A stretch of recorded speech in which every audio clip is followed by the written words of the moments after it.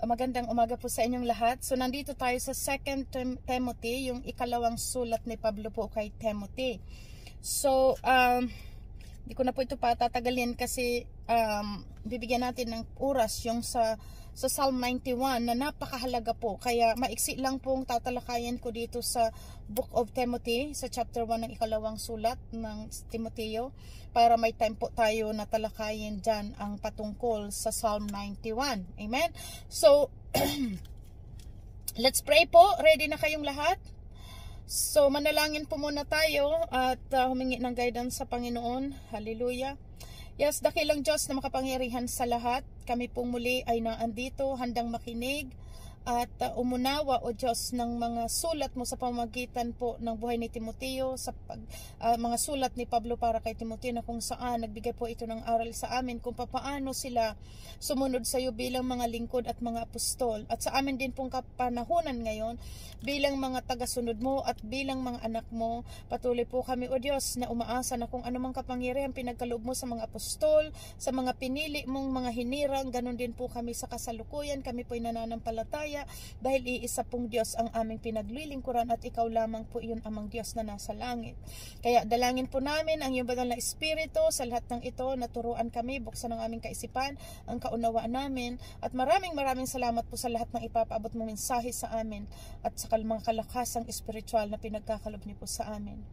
Ang dalangin po namin itong Ama sa iyo ay pinasasalamat namin sa ngalan po ng aming Panginoong Hesukristo. Amen. So, ang ikalawang sulat ni Pablo kay Timoteo, basahin ko po ang pasimpanimula. Ang ikalawang sulat ni Pablo kay Timoteo ay payo sa isang nakababatang kamanggawa, kasi bata po ito si Timothy. Katatagan ang pangunahing paksa nito, pinapayuhan ni Pablo si Timoteo at pinapalakas ang loob nito upang magpatuloy sa matapat na pagsaksi para kay Hesukristo at matatag na panghawakan ang turo ng banal na kasulatan. Ipinapayo rin niyang gampanan ni Timoteo ang kanyang tungkulin bilang guro at tagapagpahayag ng magandang balita, at gawin ang lahat ng ito sa kabila ng mga kahirapan at mga pagsalungat sa kanya ng mga tao. May babala rin kay Timoteo tungkol sa mga walang kabuluhang pakikipagtalo na walang ibubungang mabuti, sa halip ay nagpapahamak. Sa lahat ng mga ito, si Timoteo ay pinapaalalahanan ni Pablo na siya man ay dapat maging magandang halimbawa sa pananampalataya, pag-ibig at pagtitiis, maging sa gitna ng paghihirap.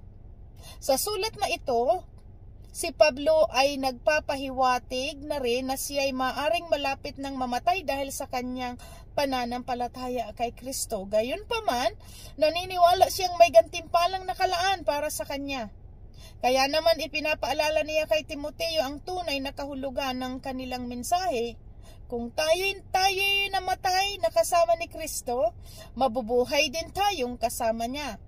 Kung tayo'y nagtitiis ng hirap sa mundong ito, maghahari din tayong kapiling niya. So, yan po ang napakahalagang paunang sulat. Kumbaga yung summarize, nitong ikalawang sulat na nito ni Pablo sa Book of Timothy. Napakaiksi po ng Book of Timothy, apat na chapter lang po ito. So, hindi tayo abutin next Sunday. Iba na next Sunday na pag natin po, iba na ang baka napasok na po natin ang Book of Hebreo next week. So anyway, continuous nyo pong basahin para hindi kayo nabibehind. May mga Biblia naman kayo, tingnan po ninyo para nasusubaybayan natin ang lahat ng ito po at natuturuan tayo, napapaalalahanan tayo ng Diyos. Laging fresh sa ating isipan ang salita ng Diyos. So ngayon, chapter 1, basahin po natin ang mensahe nito, verse 1. Mula kay Pablo na apostol ni Kristo Jesus ayon sa kalooban ng Diyos, upang ipangaral ang tungkol sa buhay na ipinangakong makakamtan natin sa pamamagitan ng pagkikipag-isa kay Kristo Jesus.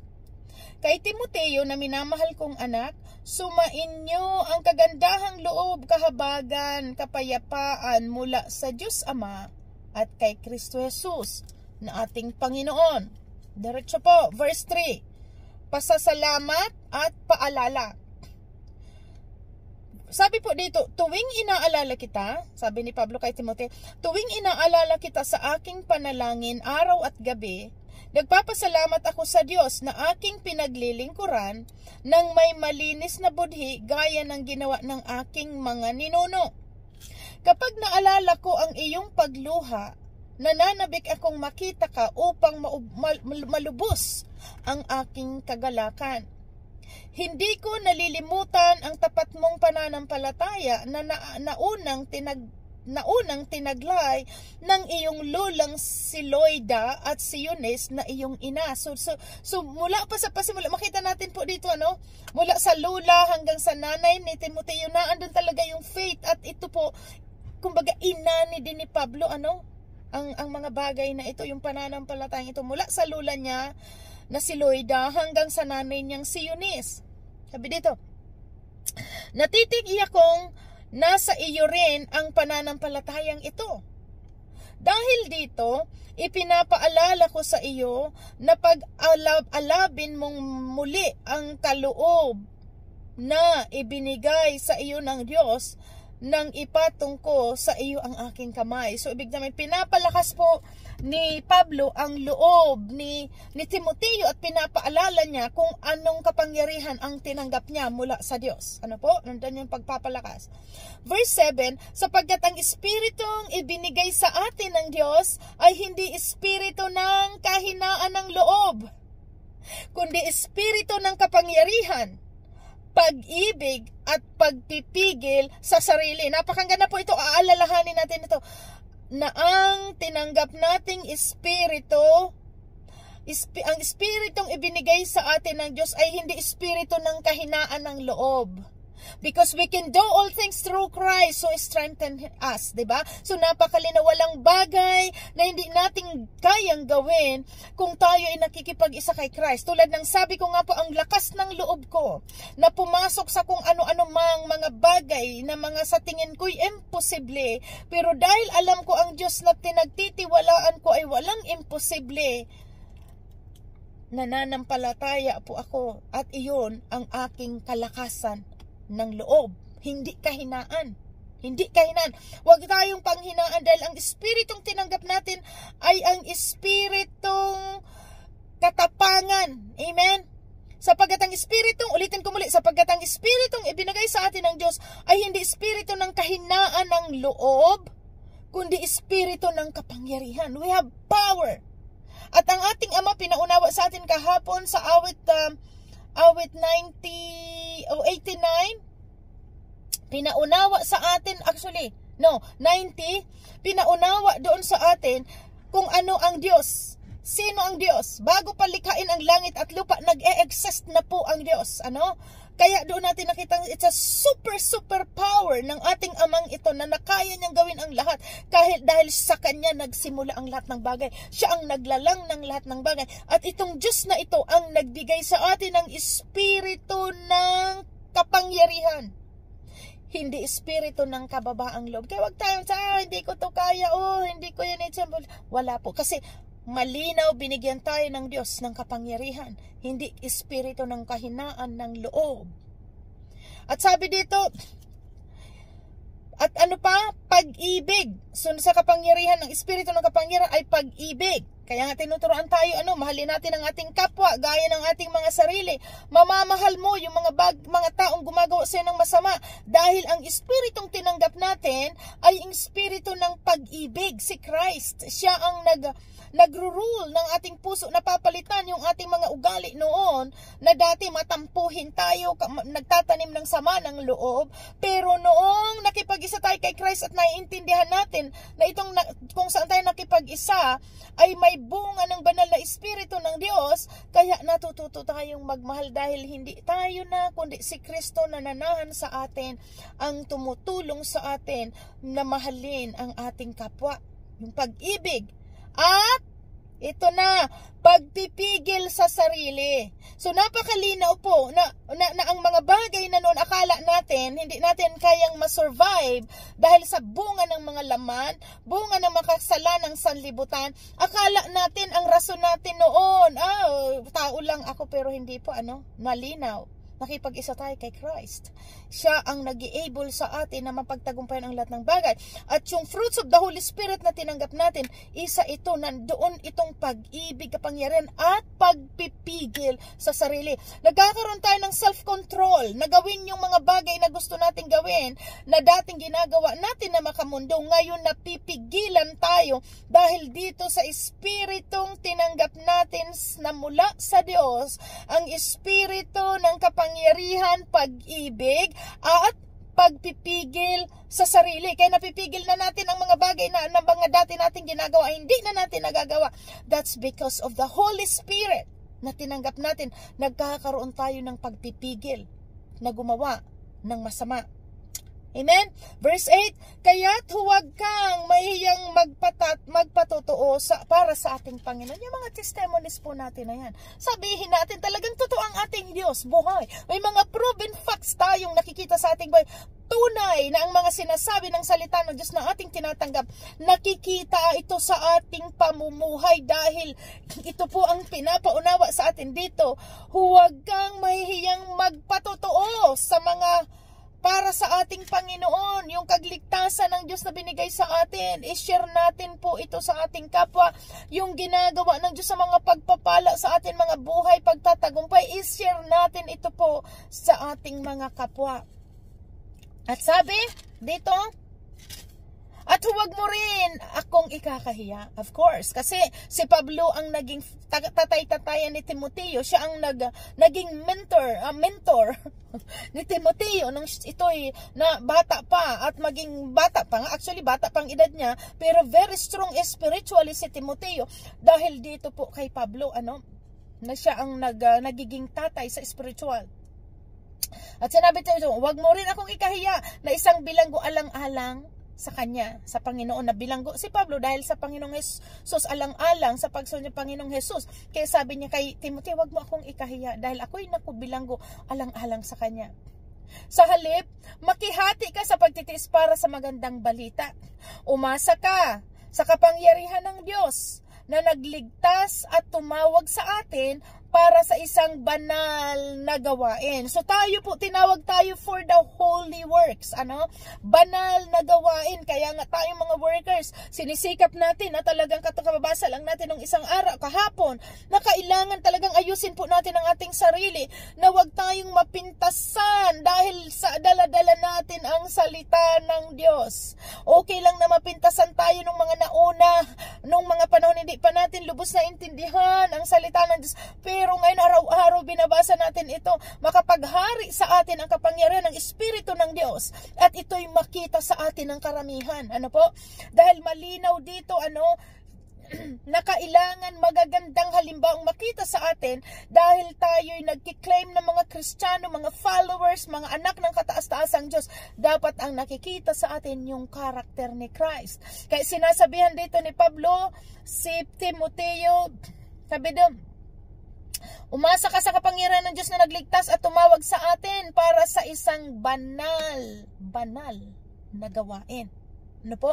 Ginawa niya ito dahil hindi dahil sa anumang nagawa natin, kundi ayon sa kanyang layunin at kagandahang loob.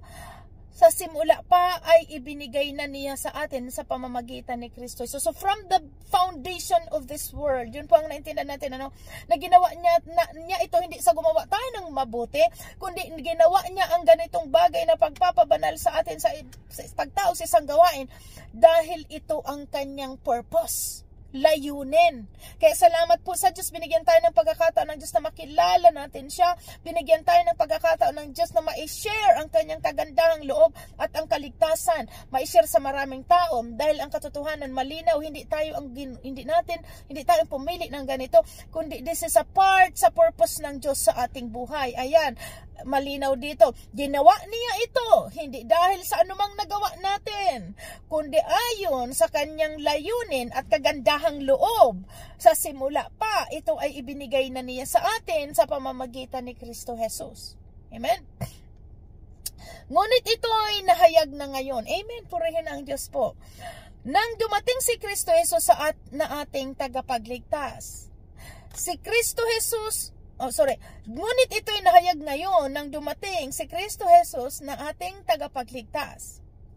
Winakasan niya ang kapangyarihan ng kamatayan at inihayag ang buhay na walang hanggan sa pamamagitan ng magandang balita. Amen. Ito pong word of God na to po, ang talagang pinaunawa sa atin. Na talagang ang salita ng Diyos, ito ang nagtumulong sa atin na talagang pinutol, winakasan ang kapangyarihan ng kamatayan. Ibig sabihin yung kapangyarihan na nagdi-destroy, yung kasalanan na nagdi-destroy sa atin, winakasan ng Word of God na ito, ng salita ng Diyos na ito, which is sa Christ. Kasi habang binabasa natin ang salita ng Diyos, naiintindihan natin, nagbibigay ito ng instruction sa atin, na layuan, i-control, iputulin ang lahat ng gawa na kasalanan. Yung winasak niya ang kapangyarihan ng kamatayan at inihayag ang buhay na walang hanggan sa pamamagitan ng magandang balita. Jesus is the Word of God. Amen? Para sa magandang balitang ito, ako'y itinalagang mangaral, apostol at guro. At iyan ang dahilan kaya ako nagdurusa ng ganito. Si Pablo po yan, nakulong, dahil sa talagang very devoted, si Pablo sa kanyang paglilingkod. Ngunit hindi ako nahihiya sapagkat kilala ko ang aking sinasampalatayanan at natitiyak kong maiingatan niya hanggang sa huling araw ang ipinagkatiwala ko sa kanya. Grabe po si Pablo. Purihin ang Diyos dahil naabot tayo ng mga kasaysayang ito ni Pablo na talagang hindi siya natatakot, hindi siya nahiya dahil alam niyang hindi siya mabibigo sa kanyang inaasahan mula sa Diyos. Napakalinaw po kasi ang katotohanan, walang nagtiwala sa Diyos na mabibigo. At ganun po ang naging attitude ni Pablo, ganun ang naging karakter, na talagang hindi siya pinanghinaan ng loob dahil alam niya, nakatingin siya sa harapan, nakatutok siya doon sa pangako ng Diyos na yun. Kaya yun ang nangyari sa kanya na wala siyang pakialam kung ano man ang pagdaanan niya, ano man ang dinadanas niyang pagsubok, dahil nakatingin siya sa harapan, yung pangako ng Diyos, alam niyang hindi siya mabibigo. Amen? So iyan, kaya sabi dito, sapagkat kilala ko ang aking sinasampalatayanan at natitiyak kong maiingatan niya hanggang sa huling araw ang ipinagkatiwala ko sa kanya. So malinaw, itiron po sa atin. Grabe ang lakas ng loob natin ngayon dito sa mundo ito. Ang lakas ng loob kasi alam natin na habang lumalakad tayo ayon sa katuwiran ng Diyos, kakampi natin ang Diyos. Malinaw, kapag nasa panig natin ang Diyos, walang sino mang makakalaban sa atin. Pero ang key doon, kailangan sumunod tayo sa kalooban ng Diyos, kasi yan po ang meaning na if God is with us, who can be against us? Amen? Sumunod tayo sa Lord dahil hindi si Lord kakampi sa patuloy na gumagawa ng kasalanan. Kaya tinuturuan tayo dito ng salitang ito, sumunod tayo sa Diyos at kakampi natin ang Diyos. Dahil kung nasaan si Kristo, nandoon ang tagumpay. Kung nasaan ang salita ng Diyos, nandoon ang instruction. Amen? Kung paano tayo mamuhay. Kaya malinaw, sumunod tayo sa Diyos, and because of God, we can do all things through Christ who strengthen us. Amen? Sa verse 13, gawin mong batayan ang mabubuting aral na itinuturo ko sa iyo. Ito, ang salitang ito po. At manatili ka sa pananampalataya at sa pag-ibig na tinanggap natin sa pamamagitan ng pakikipag-isa kay Kristo Jesus. Alalahanin natin po na nakipag-unite tayo sa isang banal at makapangyarihang hindi kayang talunin ni naman, because He has the ultimate power.